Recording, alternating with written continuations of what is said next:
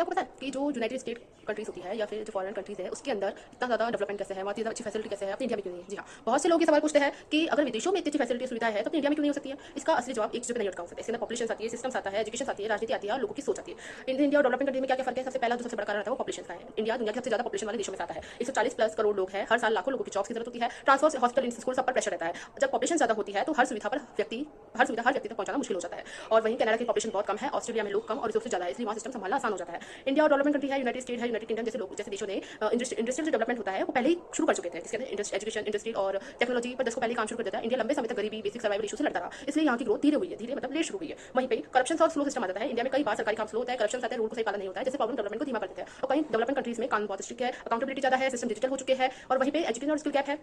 India में बहुत talented लोग हैं, लेकिन क्वालिटी एजुकेशन हर जगह तमाम नहीं होती है। कई student technical skills, modern training और रिसोर्सेज अपॉर्चुनिटी के लिए विदेश जाते हैं। नागरिक डिसिप्लिन भी बहुत बड़ा कारण है डेवलपमेंट धीरा होने की। कई डेवलपमेंट कंट्रीज में लोग ट्रैफिक रूल्स फॉलो करते हैं, पब्लिक प्रॉपर्टी खराब नहीं करते हैं, टैक्स सही से भरते हैं, क्लीनेस मेंटेन रखते हैं, जबकि इंडिया में सड़क पर कचरा फेंक देते हैं, रोड तोड़ते हैं और पब्लिक प्लेसेस को केयर नहीं करते, तो सिस्टम पर असर पड़ता है। लेकिन इंडिया में बहुत कुछ अच्छा है जो विदेशी कंट्रीज में नहीं है, जैसे कि फैमिली सपोर्ट है, कल्चर है, लो कॉस्ट लिविंग है, फास्ट डिजिटल पेमेंट है, चिप इंटरनेट है, फूड वैरायटी है, इमोशंस बॉन्डिंग है। ये आपको फॉरेन में नहीं मिलेगा ये चीजें। और फॉरेनर्स भी इंडिया की हॉस्पिटलिटी, कल्चर और स्पिरिचुअलिटी से अट्रैक्ट होते हैं। रिसर्च में आया, ये भी आया है कि कई इंडियन कई कंट्रीज में की बजाय इंडिया घूमने आते हैं फॉरनर। और इंडिया क्या बदल रहा है? जी हाँ, काफी तेजी से इंडिया बदल भी रहा है। मेट्रो सिटीज ग्रो कर रही है, हाईवे बन रही है, स्टार्टअप बढ़ रहे हैं, डिजिटल सर्विस इंप्रूव हो रहा है और कई बड़ी बड़ी कंपनियां अपने इंडिया में काम कर रही है। फाइन, यही बताना चाहूंगी कि मैं देश विदेश परफेक्ट नहीं है और इंडिया खराब भी नहीं है। फर्क सिर्फ इतना सा है कि कुछ देशों में डेवलपमेंट जल्दी शुरू हो गया था और इंडिया में भी चल रहा है धीरे धीरे। तो अब विदेशी कंट्रीज को अच्छा बनाने से अच्छा कि अपने इंडिया को ग्रोथ करना चाहिए। Thank you.